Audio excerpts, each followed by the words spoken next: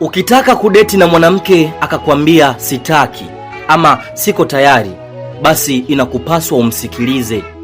Na umsikilize tena ili kuepusha ile lawama baadaye ya kuwa nilikataa mimi.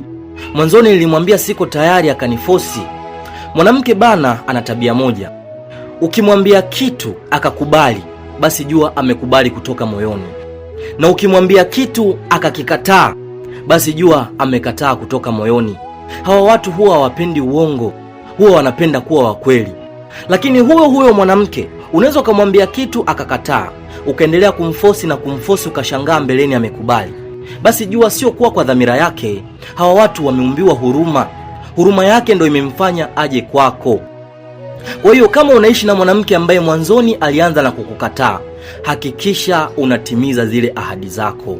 Mpende, mheshimu, mjali, kuwa mkweli kwake.